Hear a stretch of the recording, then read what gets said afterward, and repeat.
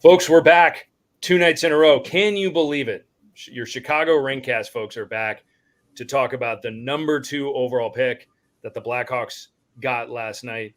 And we are here to strike while the iron's hot because there is such a debate going on right now between 2 prospects that the Blackhawks will likely take with the number 2 pick. They will take one of 2, of course.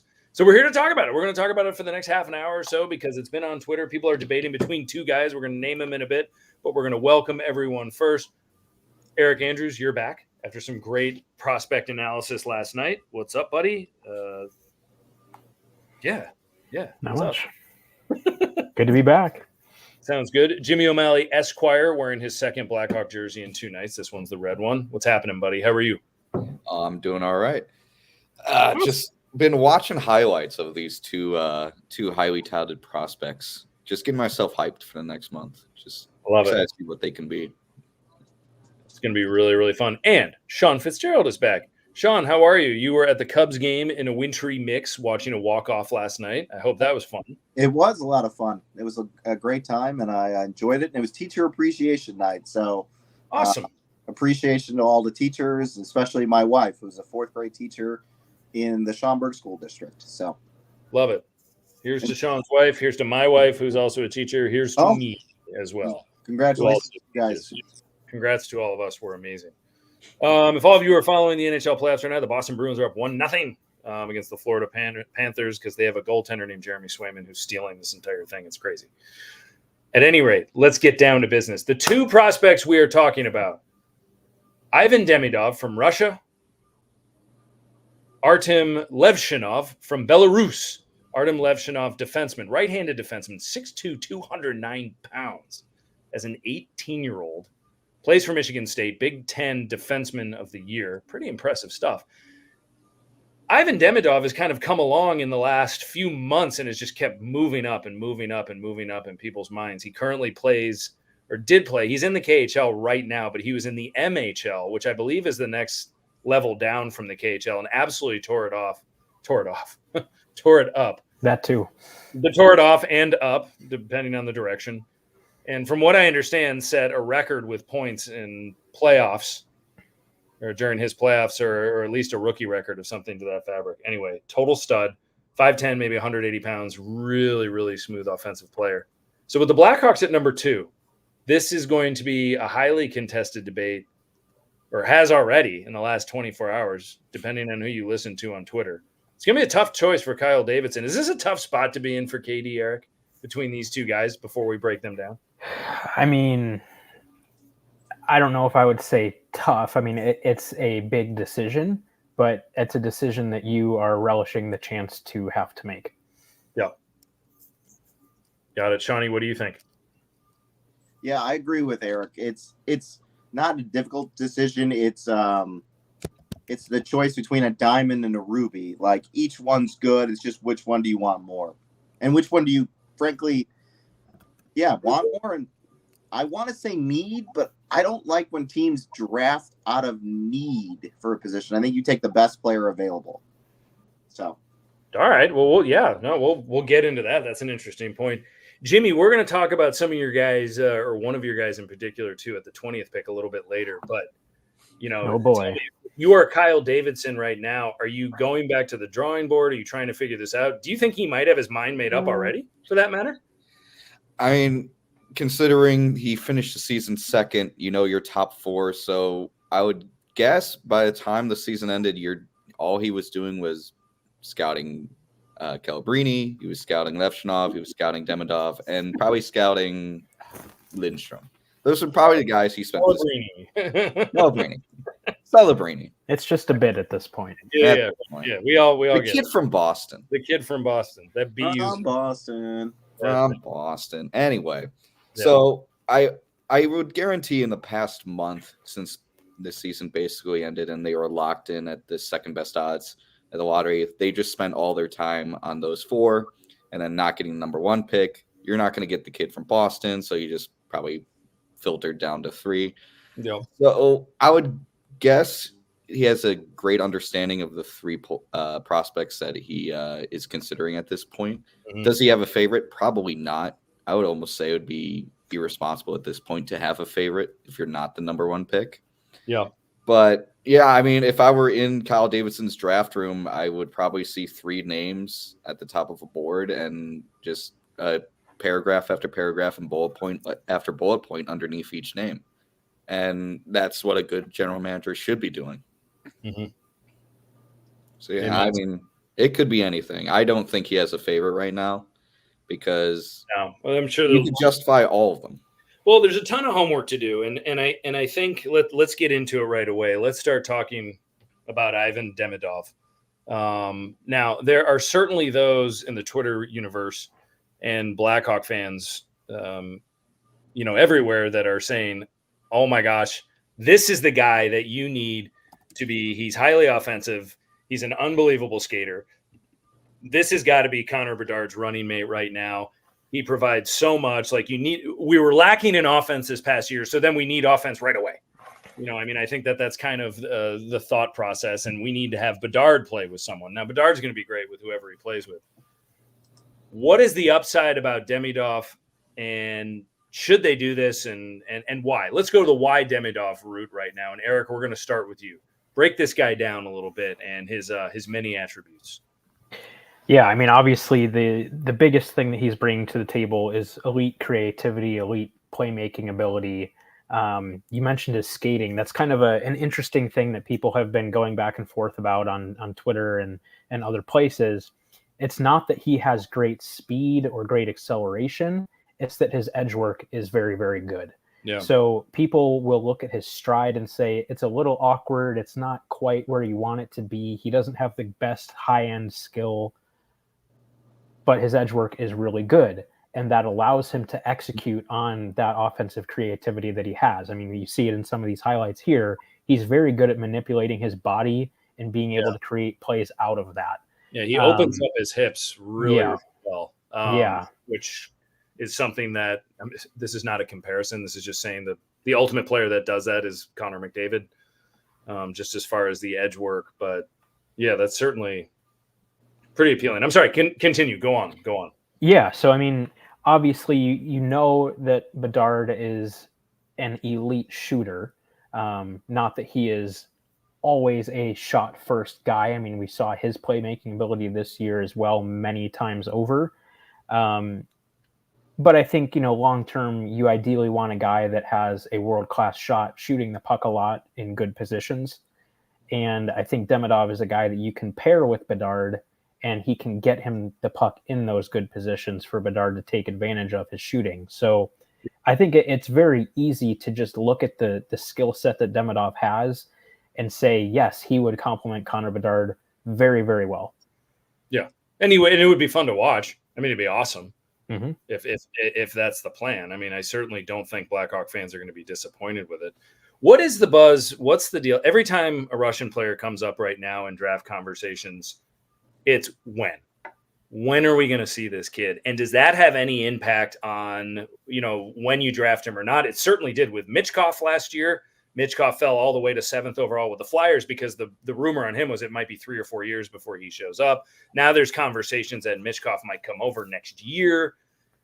Sean, have you heard anything? And if the answer is no, I haven't heard a thing, then I'll defer to Jimmy because I haven't heard anything about Demidov and the when, and is he locked in to be in Russia for a few more years? Is there the possibility that he even entertains coming over to North America as early as next year?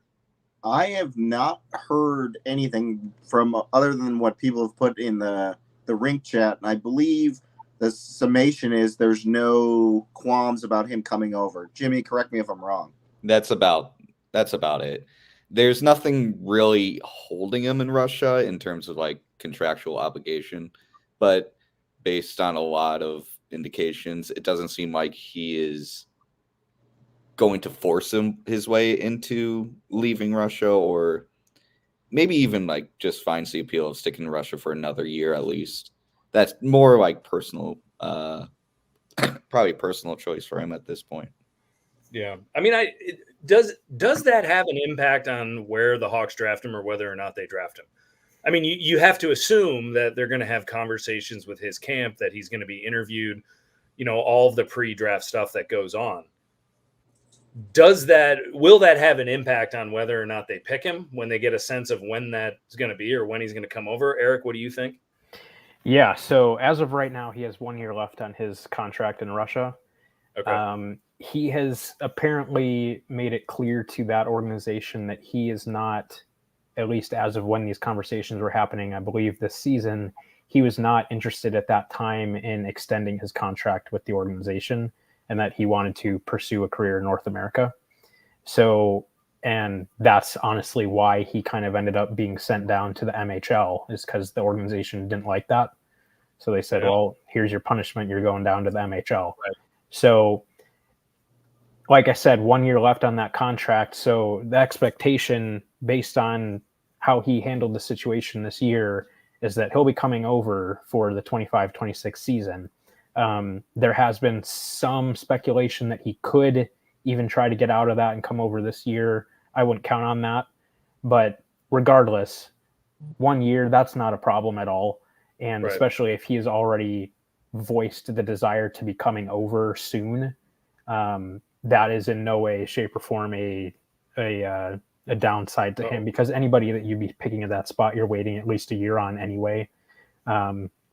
This isn't like last year where Leo Carlson and Fantilli are ready right away. So, well, that's the thing. I mean, is there any chance whatsoever that people say, hey, let's get you over here now and let's just suit you up in training camp, and if you're ready, we'll start this right now? Now, I don't. What is the agreement? Is there's no, CHL agreement as far as I know, or is there? No. Is there anything with a Russian player that you can put him in the AHL if you need to? There's no transfer agreement with the Russian leagues at all. Oh, wow. So essentially, it's you're under contract with one or the other. Some guys will build into their contract a European assignment clause where if they are not in the NHL and the team wants to send them to the AHL, the player can override that and say, I want to go back home. That's not super common, but we have seen it. I know the Hawks have had that a couple times. I think they even might have done that with Artemi Panarin back when he signed. But so, I mean, you'll see that, but generally with your drafted players, that's not so much an issue. It's kind of more those European free agents. But yeah, I mean, again, like I said, I think it's a pretty safe assumption he'll spend 1 more year in Russia and then he'll come over. And then he would be, 20 years old? 19? He's 18 now, right? Yeah, he'd be 19. Turns 19 in the fall. I mean, he's 3 months younger than Bedard. Would he be able to play, like, let's say for whatever reason teams wanted, or the Hawks drafted him and they wanted him to get him acclimated to the North American style of play? I don't believe, correct me if I'm wrong, Eric or Jimmy or even Andy, there's no rule in place that said he has to be 20 years old to play in the AHL. I believe players are exempt of that rule. So for the AHL, basically how that works, it depends what league you are drafted out of. So him being drafted out of Russia, he would be eligible for the AHL starting at 18. So he could play in the AHL this coming season. Again, because of contractual obligations in Russia, probably not going to happen. But yes, he would be allowed to. And you see that very rarely. It's not a perfect example, but look back at Adam Boquist. He was drafted out of Sweden. Right. Then came over and played in the OHL for a season, and then went to Rockford when he was still 19. So he was allowed to go to the AHL because he was drafted out of Sweden instead of being drafted out of the OHL. Whereas, let's sake of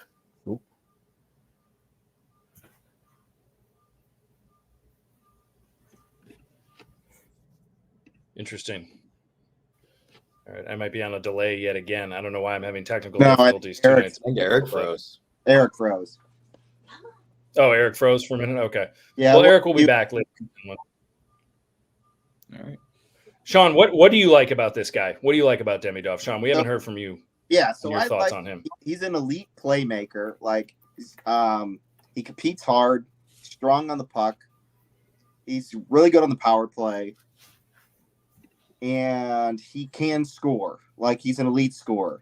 The one thing, like, everybody's scared off about his skating, and Pronerman's scared off too. He has him ranked on his like forward list at 7th. So that's a big concern of mine. But I think he'd be a great running mate for Bedard. My biggest concern is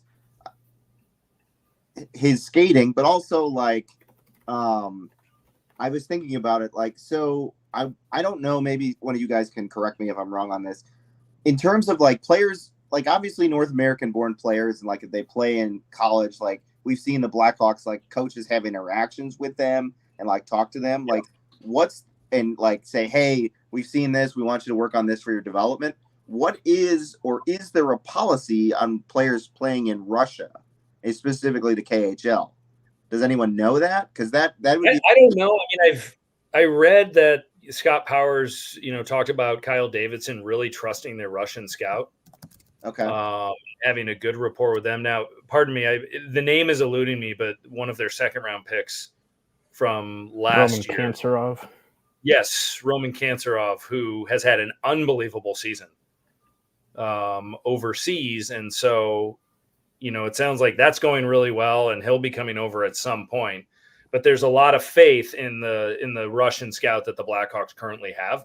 Whether that tips the scales or not, I don't know. I mean, we talked last night about Levshunov and the ability for the Blackhawks to see him so frequently, but It sounds like that they're not overly concerned with the visibility, over in Russia either. So I don't know. That's a really, really good question. I mean, I think, it's very attractive, and it's very easy for Blackhawks fans to watch this season and watch the offensive output and how dismal it was to say, okay, we need offense now. And it might not be that simple. It's not. What other it's not. And it's not. I'm just trying to be objective here. Now, folks, last night we were very, very heavy at the end of our show about Artom Levshunov and the idea of him coming. There is a story behind that, is because we kind of had him pinned back in November that if the Hawks had a top 5 pick, this is the guy you want. But Demidov has just moved up and up and up, and there's nothing wrong with taking him. It's just, it's a good spot to be in. I mean, these are tough choices to make, but good choices. So if Demidov is the one that's picked, we are not pro or con anything in Kyle we trust. However, Jimmy, what are some of your reservations if they do take Demidov? What are some of the things you're kind of going? Okay. Other than the Russian thing, I mean, we had already talked that to death, so we don't have to. I think one of my biggest reservations with the idea of getting Demidov is something Eric mentioned, was sharing his strengths. And you look at the forward prospects that the Blackhawks do have. Do they have it on the same level as Demidov? No. But I think guys like Nazar and Omo, these are forwards that have similar skill sets, probably at a lower level, but similar skill sets. So you just have more of the same undersized, good skating, playmaking, good finishing forwards. And then you get to the point where you just have all of them. You don't have, diverse play styles, diverse approaches to the game. Sure, he'll be the best out of them if we draft him. Demidov will obviously be above like Nazar and Omo. But I think my biggest reservation is he just doesn't have additional skills that puts him above the skill sets of the forwards we already have. That's my biggest reservations. Yeah, I agree with that, and Eric and I were corresponding about that as well, about the idea of it does seem like that the Blackhawks have, a lot of their prospects right now are kind of that size. And so, that's kind of, they still do not, it doesn't seem like they have that impactful, hard skating power forward that is 6'3", 6'4", and, can muck it up into the corners. And I think that, to your point, I'm worried about, kind of the Toronto Maple Leaf model that did not work out at all. Or the Oilers of years past with Nugent Hopkins and McDavid. Yeah. How many and the Oilers have a lot of the same. Right. The Oilers might be there now. I mean, who knows? This could be their year, but it's taken longer than they have liked to because they did not address their blue line until recently. Toronto never addressed their blue line. No, so they got Morgan Riley, and they expected that to be it. Yeah, and I think that, and the assumption that because the Blackhawks have defensive prospects, they're just all going to work out is foolish. Actually, it's not really. It doesn't work out that way. And so, I mean, I think to your point, is this just going to be another? Is it going to be a perimeter player that come this time of year, they're going to need a little bit more muscle? Any other reservations from you, Eric, on demigod? Yeah, I mean, I think what Jimmy said makes a lot of sense. And that's even something I know Nick Foligno talked about at one point during the season, is you have to have versatility within your lineup. You can't just have all of the same type of players or mostly the same type of players. Even if you just had a ton of really hardworking guys, well, that's great, but you need the talent. You need the versatility throughout the lineup. Right. And yeah, I mean, you look at the guys that they currently have in the system that are projectable with their skill set as potentially being guys that can play in the top 6. Obviously, Bedard. Then you've got Nazar, Moore. Roman Kanserov could possibly be somebody like that. Nick Lardis possibly be somebody like that. All of those guys are relatively small. Yep. And Demidov is again in that same stature. So if that's 5 guys, and that's if all of those guys work out, and they're probably not all going to. Right. The only guy they have right now that I could even see touching the top 6 that has any semblance of a power game would be Colton Dock, but I kind of see him being more of a third line guy. No question. Maybe Ryan Green as well, kind of the same thing. But even Ryan Green, he's not a big guy. Yeah, he plays bigger than he is. Yes. But, yeah, I mean, but guys that you can say from a skill standpoint are possible top 6 guys, they're all sub 6 foot. And Right. That's just not going to work. Not that you need a bunch of behemoths out there, but you need guys that can drive play, can get to the front of the net, can make stuff happen. Yeah. You need your Hosas, you need your Sods, you need guys like that. Yeah. Those of you that are out there listening that are going to look up behemoths, I'm probably going to do the same when we finish. Big boy. There is a lost art. Yeah, that's pretty good. Behemoths. I gotta figure that out. But excellent points. You can't have one type of guy. Now, I think Foligno is probably saying, yeah, we don't really need a team of bums, because they had a lot of those guys this year. True. that's for sure. Well, anyway, but still, if Kyle goes this direction, it's still exciting. It's still exciting. I mean, this is a real player. Yeah, I mean, I think we talked about it a lot. If it is Demidov, it's not the wrong pick. No. It's just not our most for us. It's probably not our preferred, but it's definitely not the wrong pick. No. And Gate raised a good point in the comments that Kane and Taves rarely played on the same line. And if people are comparing, like it was break glass in case of emergency is when they were paired together. Otherwise, they were separated most of the time. Right.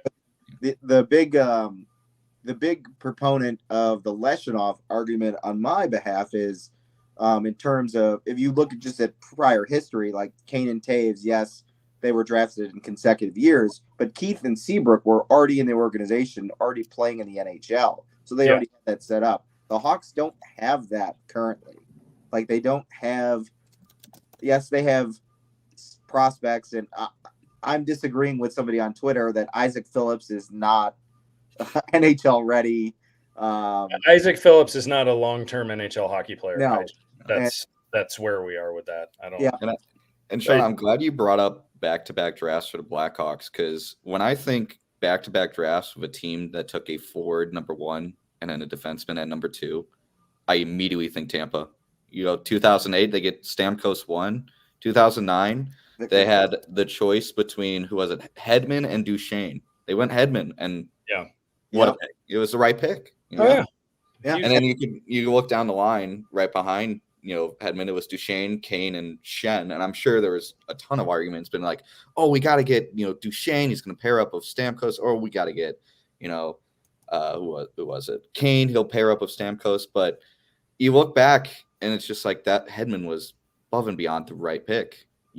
Tampa Bay, 2 Stanley Cups, made 4 Stanley Cup finals in their, window, and are still competing. I mean, come on. Like that to me is the obvious like back-to-back. You got to have balance. So since it sounds like we're getting to that mix and that fit, let's get into Levshunov a little bit here. We threw up his highlights. Kevin, your question, yeah, we just touched base on that probably right before you logged on. We don't want to be Edmonton or Toronto, where you're so forward heavy and so skill heavy that you forget other areas of your team. And like he's bringing up, you're super cap heavy, where you have like $30 million or whatever tied up in a season in your cap guys, or $20 million or whatever it is. You don't want the majority of your cap space tied up in one position group. Right. And I mean, in the case of Toronto, they've never even been close. They've never even been close. Yeah, Toronto locked up about 40% of their cap in 5 players. Yeah. And they're all forwards. They've got four forwards next year that are going to be over $11 million. It's insane. That's a terrible spot to be. And they won one playoff game, playoff series in that window. Awful. Yeah. So let's talk about Artie Party here. All right. Artom Levshunov, defenseman from Belarus, like we said, 6'2", 209 at the age of 18. I mean, that's a grown man. And he'll grow more. We mentioned this last night. I mean, that maybe the most physically mature defenseman coming out of the draft since Dennis Potvin years ago. Right-handed shot defenseman, which is a huge need for the Blackhawks right now.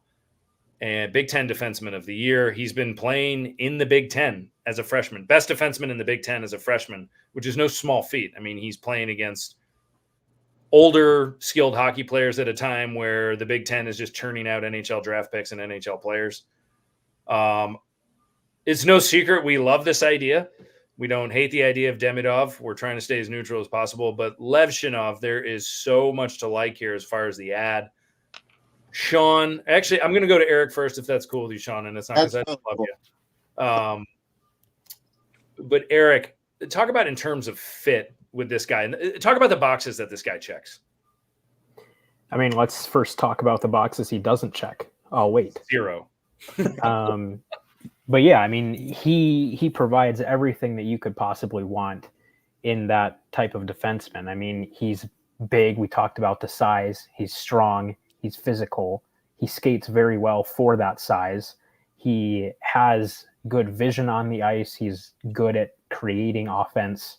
As we're seeing right here, generally kind of more of a pass first guy offensively, which is good. I mean, there's not too many shoot first defensemen, I guess, but I mean, he is really a very complete package. And you see people throwing out that Victor Hedman comparison. I don't think his ceiling is that high, but that's not a knock on Levshunov. That's just because Hedman is arguably the best defenseman of his generation. So, but as far as what he is providing, it's everything the Blackhawks need. You look at their prospect pool right now on the right side, it is Sam Rinzel, and that is it. There is no one else. It's not enough. I mean, if I know Sean is a humongous Louis Creever fan, but he ain't it. Yeah. He's not. Of course, we've mentioned a few other guys, but I mean, there just isn't anybody there. And even the guys that have not gone pro yet, there's no one there. It's like Connor Kelly, that was like a 7th round pick, and it's like that's it. Yeah, that's not. So I mean, really, it's just Rinzel. Ideally, he's probably a second pair kind of guy, which is fine. I think that would be a pretty Rinzel is. Rinzel is a second pairing guy long term, I would say. Yes. And then you look, of course, they have Seth Jones, who is probably going to be around for a while. And, maybe, he's a top pairing guy for you right now, but that's not going to hold up by the time that you're wanting to contend. No. So he will be, we've said this before, he will be the Brian Campbell by the time the Hawks are contending, the overpaid guy that's still pretty good, but not your Keith or Seabrook. He'll be great in a protected bottom pairing role. He'll be like probably the best bottom pairing defenseman in the league. Yeah. If he's put in that situation. Yeah. But for Blackhawks fans that are saying, well, we already have that guy in Seth Jones. No, we don't. No, we don't. He's 29. He's 29 years old. He's not a true number one defenseman. Number one defenseman. He never has been. Yeah. He's also very unhappy. He's made that public. And people say, oh, well, that was taken out of context. BS. He doesn't want to be here. He doesn't want to be part of the rebuild. And he said something even before when the trade happened, he made a comment. Well, I'm not really comfortable here in Chicago or something like that. I don't think he ever wanted to leave Columbus. He loved his anonymity there. Yeah. He didn't like the rebuilding of Columbus, but right. Well, yeah, but at the time yeah, well, he is, and to be fair, I mean, Seth Jones is going through another rebuild, and that's got to be a headache. I mean, he has wasted a lot of very good years being on very bad hockey teams, and that has got to stink. Yeah. In total fairness to him, but going back to Levy, Jimmy, this guy's probably going back, or most definitely going back to Michigan State, regardless of being drafted. Could actually be a Hobey Baker finalist. Honestly, yeah. Next year. I mean, I don't think that is out of the question. He's top, probably going to win Freshman of the Year this year. Yeah. And I mean, what just impresses me most, you always hear this about, defensemen in drafts, and I don't know why I always see it, but it's always like, oh, they have to work on their defensive positioning. Like every defensive prospect, it's always that. You don't hear that with Levshunov because at 18 years old, he somehow understands the position of defense. He's not overly aggressive in the defensive zone. He stands where he needs to be. He's in the shooting lanes. He's in the passing lanes. It's unbelievably impressive. He has the maturity of a guy in his mid-20s at defense at 18 years old. Yeah. That's what impresses me most. Like, by the time this kid comes up to the NHL, probably the 2025-2026 season, he can go in the penalty kill. That's how impressed I am with his defensive responsibility. Something you always hear, he's a defenseman that needs to work on his defensive positioning and defensive work. Not with this kid. This kid has it at 18. That's super rare. Yeah, that's Lana Del Rey, but we're Lana Del Rey commercial, everyone. That's always the Stanley Cup. There you go. Video's over. All right, and here's all my here's what's being. Why is Bradley Cooper staring at me so? I don't know. I gotta stop the screen share. Good, done. But sorry, Sean. What do you got? No, I was just gonna say, Jimmy. His coach described what you were saying as poise. Yeah. He said he has a lot of poise for an 18-year-old. I mean, the best prospect of his kind since Owen Power. I would say. I think that's fair. Owen Powers had a great start to his NHL career. Now, I mean, Buffalo's in a tough spot, but he's played really, really well. I think someone tweeted the other day, or tweeted today and replied to one of our tweets and wrote, "Oh yeah, I like the idea of him and Alex Vlasic together for the next 12 years." Oof. Yeah, I mean, man, does that sound no one's going on that. Like I said earlier, like Keith and Seabrook were here. They were starting to establish themselves. I believe the year before the Cup, they were like the top pairing defense, or in 08-09, I think they were the top pairing defensemen on the team, and they were on the ice the entire, like every other shift, they were on the ice in the playoffs. That's what you need to win in the playoffs. Yeah, and I think what I really like about Levshunov is Jimmy, what you touched on. He's a situational hockey player. He could be power play, he could be PK, he's going to be in all of these things. Love Alex Vlasic. We're not going to see Alex Vlasic with power play minutes. Maybe ever. And that's not a knock on him. He's fabulous. He's a great defensive hockey player, but he's not the number one of the future. He could be a top pairing. He's not the number one of the future. Right. And folks, you can't tell me after this year that Kevin Korchinski is a bona fide number one defender. I wouldn't put Korchinski in the penalty kill. Yeah. I'm not comfortable with him in it. Standing by this, Korchinski's going to go to Rockford next year for seasoning, because he never got it due to his age. It's very possible. That's very possible. So I think that's smart. So until you have that number one in the system, you can't disregard the value of what you get with Levshunov. Right. And something too, and I always emphasize this with defensive prospects. They're so delicate in their development curve. It's so delicate with them. One false move and they're gone. They're not unfixable. So whenever we hear people, usually in the Twitterverse, just being like, but we have so many defensive prospects, you don't know. They're more volatile than our forward prospects. You just don't know. You can go back like 4 or 5 years ago. Everybody was talking about Boquist, Bodan, Yoki Haru, Ian Mitchell. Nolan Allen on most people's draft boards was a mid-second round pick that Stan Bowman took in the first round. Yep. Mm-hmm. Like, we don't know anything about this guy and if he'll make the cut. He didn't come up this season. Del Mastro, he looked pretty good in his cup of coffee, but that's what it was. It was a cup of coffee. A lot of guys get that. Yeah. Wyatt Kaiser, don't see it. You can't say that's a guy that is going to be a staple. I think he's very disposable. I think he will play on multiple NHL teams. Yep. And that's fine. He's like an Adam Clendenning. What's that? Yeah, right. Yeah. He's a gut box, so more responsible defensively. Yeah, but I mean, he was a 3rd-round pick, and I mean, I think that, you look at the NHL draft a few years ago. I think it was 2019. I mean, Cale Makar went 4, and how many GMs want that back? Yeah. And I'm not saying Levshunov is Cale Makar, and he will not become Cale Makar, but he's a top defenseman in this draft. Top defenseman, yeah, and he could be a 15-year stalwart NHL top pairing guy. I mean, he has that kind of upside, and you can't just walk away from those because you're dying to watch Bedard dazzle with another kid early on, which would be fun. Would be. And it could work. Only Kyle knows. He's a GM for a reason. We're not. We're just fans. But don't worry, he'll bedazzle the guy we're going to get at 20. Yeah. Well, but also, I think Davidson's going to add forwards to this team. And if Bedard is everything we say he is, he should be able to make the forwards around him better. He did with Foligno and Khrushchev. Like, if you give him, you don't have to give him. Do you want to give him an elite talented forward, number 2 overall pick? Sure. Everybody does. But you don't have to give him one this coming season.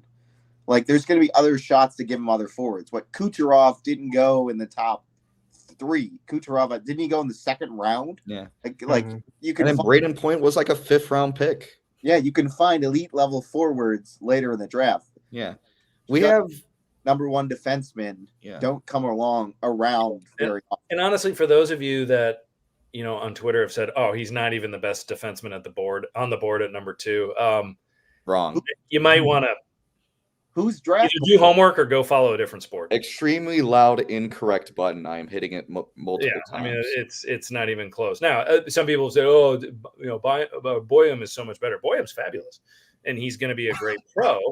But it's that left-handed puck-moving defenseman that the Blackhawks have a ton of in the pool right now, and it's just not the fit. I think a lot of those people are just looking at the offensive side of things too. Yes. They see what Bouyem does, they see what Zane Parekh does, and they say, "Wow, these guys put up all kinds of points. They're the best defensemen." Yes. Well, yeah, maybe on NHL 24. And yes, Kevin Korchinski was that guy in the WHL. He was that guy, and they took him last year or 2 years ago. Yeah. So we already have a guy like that. I mean, I love Lane Hudson for what he did at the college level. Now, in the pro level, he is probably going to be a Shane Gothisbeer type and might have that type of career. Levshunov is going to have a better NHL career. I'd put my life savings on it. Yeah, and again, that just all me chips on it. Yeah, that just brings up the whole argument I had with someone who was just like, "But there's defensemen later in the draft." It's like, no, not there number isn't 1. Levshunov later in the draft. Number 1D, yeah. It's the comparison I made. It's like, hey, the Bears were QB hungry, but there was a deep QB draft, so you should take Harrison Jr. at 1st overall and a QB at 9. It's like that'd be insane. You don't pass on the top guy at a position of need just because you can get it later. Like, that's absurd. But let's make sure too, though, that like it's a position of need, but also he's the best player available. Oh yeah, right. I mean, it's the best of both worlds. That's the unique thing about Levshunov. Like, Demidov is moving up the boards, but in most circles, Levshunov is the best available player at number 2. Mm-hmm. So that's why you take him. You don't take him because he's a position of need. Because if you take him at a position of need and miss out on the best player available, you're making a huge mistake. Teams have done that many times. Like, imagine if Edmonton didn't take Connor McDavid because they already had so many forwards. Because they already had Leon Draisaitl. They would do that, but like, obviously you just have to take the best player available, and if he's the best player on your board, you take him. Oh yeah, obviously. And then you figure out the rest. And here's the thing too that a lot of people need to understand. It's not, like you were just saying, Sean, it's not like there's a huge gap between these guys. A lot of people that are knowledgeable about this stuff view them as being a similar level of player. Obviously, it's an apples to oranges comparison, so it's Right. not just, Yeah. oh, this guy had more points, he's a better player. That's not how it works. Right. Totally. Yeah. But right. Exactly. with that, when you do have guys that are viewed very similarly, then as a secondary factor, you can switch over to what your team needs more. Right. And that also comes down to not even just what the Blackhawks need, but if you just look at building a team and what is a more difficult type of player to acquire, a number one defenseman is a lot harder to find than a top line winger. It just is. Mm-hmm. Yep. And here's the thing, too, to go off on that with Eric. You can get a top-line winger in free agency. You're not going to get a top-line defenseman in free agency. Teams will not give them up. Teams are willing to give up. Like, I think a good example would be like the Florida Panthers. They have Sam Reinhart coming up as an unrestricted free agent. They would give up Sam Reinhart in a heartbeat if it meant hanging on to Aaron Ekblad. And every team probably has the same mentality. You can go back in the Blackhawks history. The Blackhawks the offer sheet to Nicholas Hjalmarsson. They weren't letting him go. They sacrificed Andrew Ladd and the goalie that just won him the Stanley Cup, Antti Niemi. And Bufflin. Yeah. And they sacrificed how many guys to keep a young defenseman? You don't get and he wasn't even number one. Yeah, he was number three. He was your number 3. If you find a young defenseman that solidifies your defensive core, you don't get rid of him. Hedman's never going to leave Tampa Bay unless it's the end of his career and he's trying to chase a cup someplace. He's never leaving. They won't let him leave. They'll sacrifice anybody else to keep him. I mean, it's the same way with all of the – I mean, you look at the cup teams over the last 10, 15 years. Blackhawks, Duncan Keith. Kings, Drew Doughty. Lightning, Victor Hedman. Avalanche, Cale Makar. I mean, these top guys just don't leave. Really, the only example is Alex Pietrangelo because he and the Blues just couldn't work it out. Yep. And, I mean, that was honestly kind of on the Blues. From what I know, I have family that is friends with him, and I've heard some things there. But, I mean, that's really the only example of a top – that's the only example of a top number one defenseman on a cup team that has left after winning. And he left in one another. That's the great irony of it. Yeah. I mean, and again, you bring up this, the Stanley Cup victories, and I think back to the Chicago Blackhawks. I can't think of a top-flight defenseman we signed in a free agent that was super impactful other than maybe Uduya. And they traded. Oh, yeah, him too. And then, but you can look at forwards that we signed or got in trades. I mean, case in point, Marian Hossa. We got him in free agency. You could look at other forwards we got. We can get guys forwards in free agency. You can't get defensemen in free agency. No, unless and even if you look at the hell out of them. I mean, you got to trade for him. Like the Boston Bruins got Hampus Lindholm from Anaheim, but they had to trade for him. Like teams don't give up top flight defensemen without some sort of cost, whether it's you overpay them or you have to acquire them, giving up some sort of capital. Yeah. So, So I think that just boils down to kind of just boils down our argument down to a perfect, simple sentence. For a guy like Levshunov, you can't unorganically get this guy. For a guy like Demidov, at Demidov's peak, you can maybe find a Demidov in free agency. You can maybe do it. You could not find a Levshunov at his peak in free agency. No, and I mean, I think if you do take Levshunov, then you start flirting with the idea of utilizing some of that other draft capital to give Bedard help up front. I mean, that's where you go with what do we have? 10 picks in the first 3 rounds this year? Yeah, I mean, you got the 20th overall. Your guy Haig, who you mentioned last night, could be the pick. Could be there for that. Could be there too. Then you have 3 first rounders and 3 second rounders, and then 2 third round picks. So I mean, you do have the draft capital. So, all right, let's do a vote here, Sean, and subject to change, folks. We could be changing our minds about this in the weeks up to the draft. Eric brought up a great point. I never really started posting highlights or, getting the bigger picture until the week before the draft. So this all could change. The draft is today, Sean. Who are you picking? Just to be a contrarian, I'll go with Dadonov. Ooh, Demidov. Dadonov. No, he wants Evgeny Dadonov. I want Evgeny Dadonov. I want the first round pick Ottawa to give up. Sean's back, ladies and gentlemen. Yeah, Jimmy. Well, drafts today.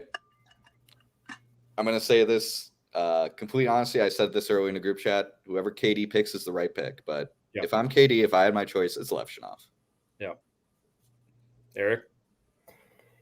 Same thing. I whatever they decide, I am going to be perfectly fine with and comfortable with. But just from a team build standpoint, what this team needs and what is more difficult to find, I would lean Levshunov. Yep. Ibid, Your Honor. Exact same thing for all those reasons. I would lean Levshunov too. I just really want that number one defenseman. If it's Demidov, great. And you know what? I mean, I think that there's a real possibility that in his young 20s, Demidov could be a more impactful player than Levshunov. But as far as long-term success, building for championships and not building for regular season points, Levshunov has a little bit more appeal for me. It's easier to see success from a player like Demidov. Absolutely. It's more apparent. Yep. Yeah. It's points. It's goals and assists. Yep. And I get it. Like it'd be really fun to get caught up in all the offense in the regular season. Yeah. But when you get down to, big boy hockey, when you start playing with the guys that hit from the blue tees, the Levshunovs of the world are the guys that really stand out. Yeah. You brought up an interesting point, Andy, too. Kind of a funny thing, in a potentially alternate reality or just in normal reality, we could see down the road in a Western Conference final that Artom Levshunov of the Anaheim Ducks is just shutting down Ivan Demidov. Oh my God! If you are I hate to think pick a player so someone else doesn't get him, but if you are at number 3 and you're the Anaheim Ducks, you're begging the Blackhawks to take Demidov because the Anaheim Ducks, their prospect pool up front is really, really good, better than the Blackhawks is right now. Yeah. I think the Blackhawks have the best player in Bedard, but as far as total prospects, Anaheim's is so legit. And if Levshunov falls to them, I mean, they're going to be a real problem in the Western Conference right around the time the Blackhawks are getting competitive. And you don't want to see that guy in a playoff series. You don't want to have to deal with him. I mean, if you think back to 2015, it was the reason that the Lightning were in the series against the Blackhawks was because of what Hedman was doing to Patrick Kane. Kane could do nothing. Yep. He was just shutting him down all over the ice. I think Kane had 2 points in the series, and one of them was a secondary apple, and then the other one was that goal to go up 2-0 late that ended up winning. Who was the Conn Smythe winner that year by chance? There you go. Defenseman dunks. Yeah. That jersey, that was a grunt, folks. That was from his mouth. That's I was making emphatic physical movements to show off my dunk and keep. Woo back from last night. Let's bring it back, Jimmy. Come on, bring the Ric Flair woo back. Yeah. And then all the all right, we're here. Nice. That's me after we draft Michael Haig. Yeah. Now Kane Conn Smythe in 2013. Certainly. So I get Crawford. It. Could have been Crawford. I just Crawford. The idea of Levshunov going to Anaheim freaks me out. Bottom line. And the thing with Anaheim too is they're in danger of becoming a West Coast Leafs with how many forward prospects and kind of slim defensive prospects they have right now. Well, I think Demidov would be a tough, confusing pick for them in a sense. I think that they would be like, okay, now we're really forward laden. If we take Demidov, then we need to figure out some way to move Zegras. Because they probably want to move Zegras anyway. But I mean, he could complement Leo Carlson on that wing in the future really, really well. Or Cutter Gauthier. Jeez. Oh yeah.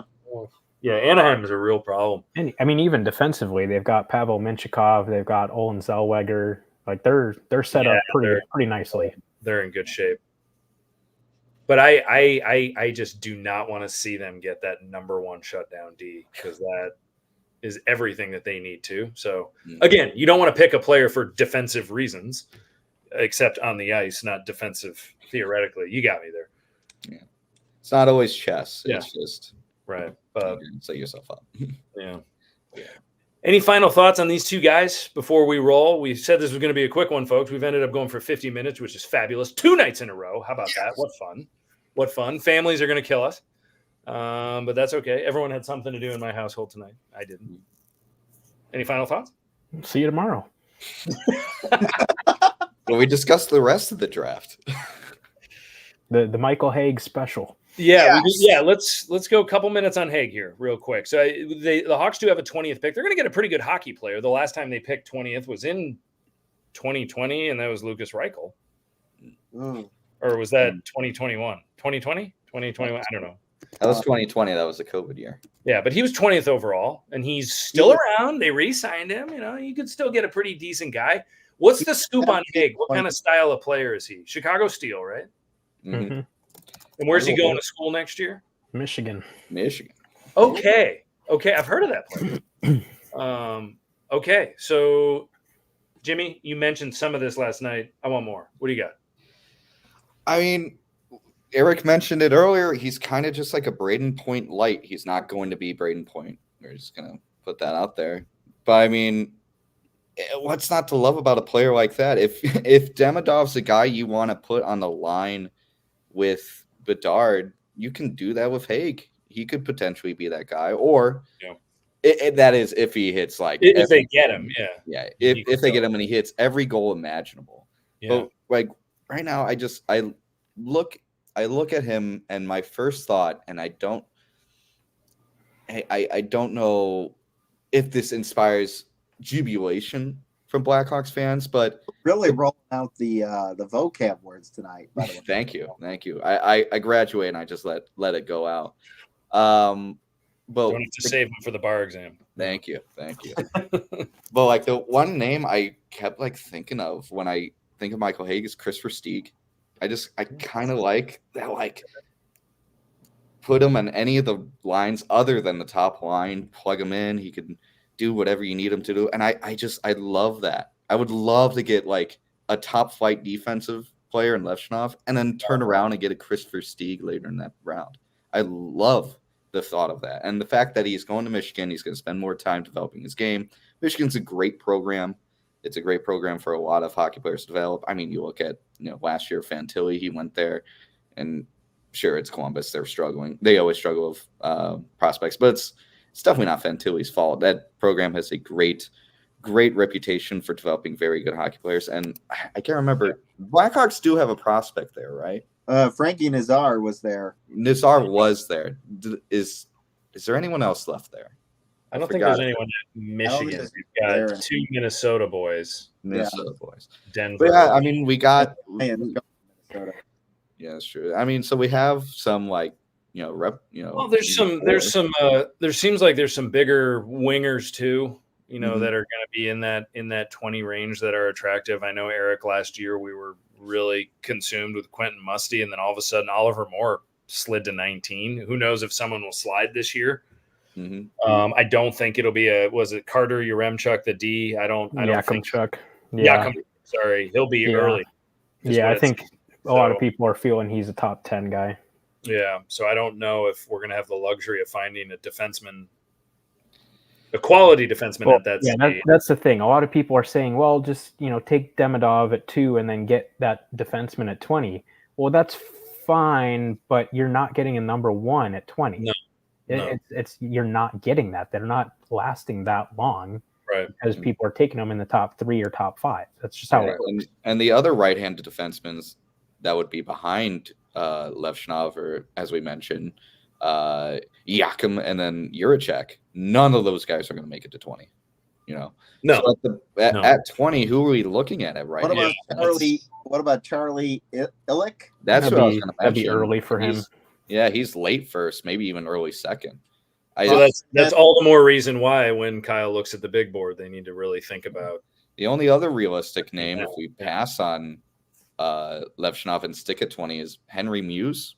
But again, probably even a reach too. Probably a reach there. And again, it's kind of looking at what you've already got. If Sam Renzel is a long-term second pairing guy and you draft somebody else that's their ceiling too, that's really not helping you at all. No. because you're not you don't want to force one of those guys to be a top pairing guy and then they're in over their head, and it's Right. not solving the problem. Yeah. If you're taking a right-handed defenseman in the first round, you want it to be that guy that's going to be that top guy. It's interesting. You look at any mock draft today after the draft results come out, and the majority of them have Demidov going to the Blackhawks.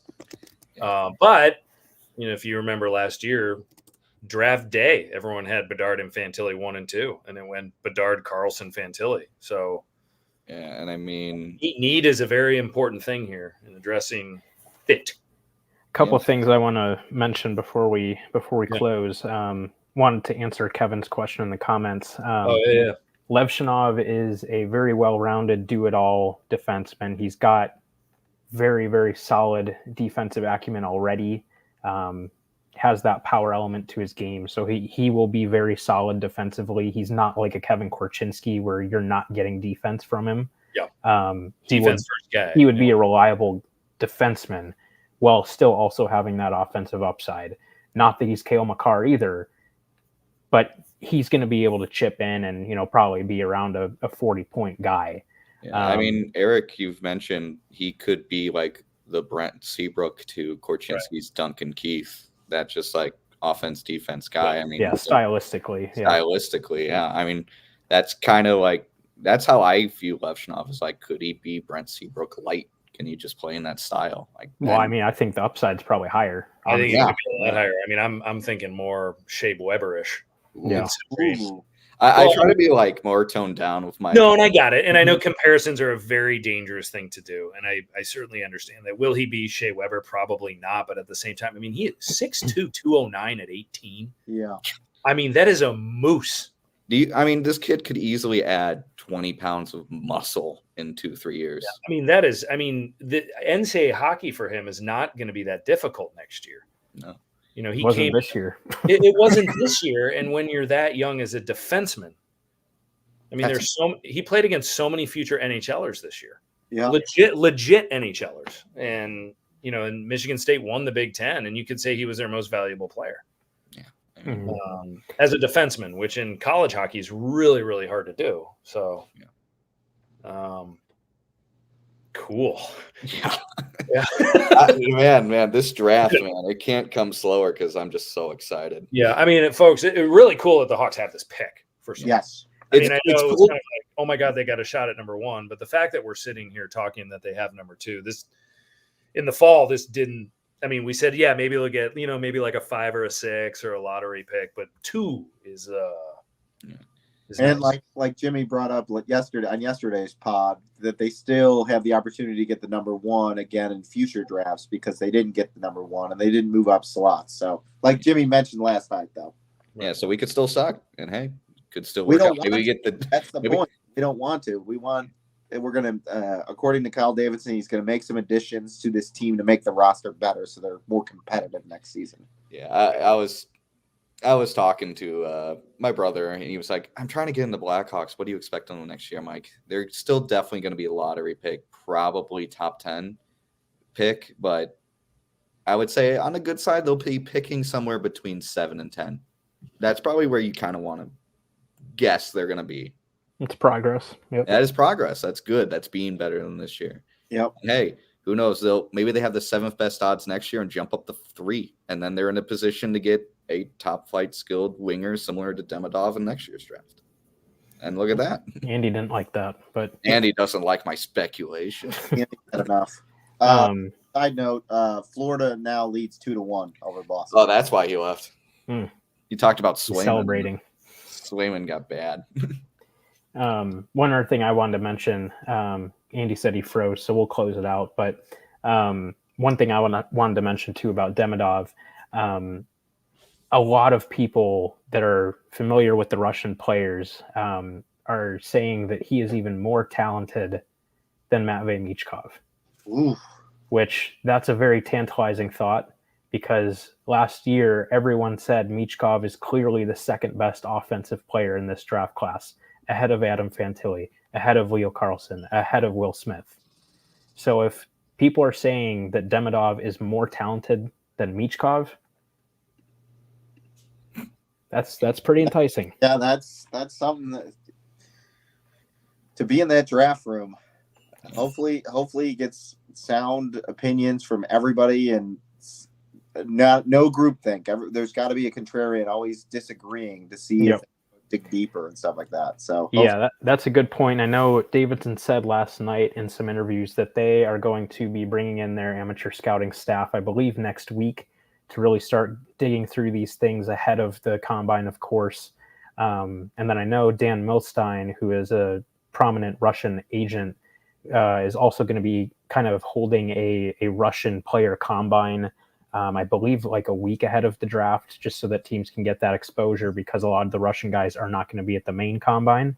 Okay. So teams will still have the opportunity to see those guys in person, talk to them, things like that. So rest assured, if the Blackhawks are taking Demidov, they are fully confident in what they are getting. And if there are any question marks, then they're probably not going to take him. So I think that's another thing that, regardless of whoever the pick is, know that the Blackhawks have fully done their due diligence. They're very confident in what they're getting and are very confident that they're making the right decision. Yeah. Like I said earlier, whoever the Blackhawks do end up picking is the correct pick. Yeah. As an intellectual heavyweight, I will disagree with whoever they pick. So there you go. Well, you're probably hoping for Demidov because Levshunov is harder to pronounce. I can actually say Levshunov. You can say what? Exactly. Oh, that Calabrini guy that's going to be in San Jose, though, I tell you. Calabrini, Dadonov, and Will Smythe. There'll be good players out there. Will Smythe. Nice. All right, folks. Well, thank you for listening. A great analysis tonight, guys. We had one topic that we rolled with for an hour. Good stuff. Second night in a row. Rink Rats, we will not be seeing you tomorrow night. There are three of us that will have the – I know, sorry, Eric. There are three of us that will probably have the locks changed on our houses if that actually happens. But we'll be back soon. But we want to strike while the iron's hot. Demidov or Levshunov, great pick either way. Great pick either way. We obviously have thoughts today, leaning one way or the other. But that can all change. There's going to be a lot that happens in the combine. There's going to be a lot that happens with pre-draft interviews. There's going to be a lot of shaking and roster movements leading up to that. So enjoy the ride. Enjoy either player. And until such time, we got a long time till the draft, unfortunately. Yeah. To be continued. A lot of time all for smoke screens. Yep. You'll see us again and enjoy the Stanley Cup playoffs. They've been awesome. And one day your Blackhawks will be back there. One day. I miss it already. With one of these two gentlemen. I know, right? Stinks not having a team to root for right now. Yeah. All right. On behalf of Eric Andrews, Jimmy O'Malley, Esquire, and the often misunderstood yet wonderful Sean Fitzgerald, have a great night, everybody, and take care. See ya. Woo.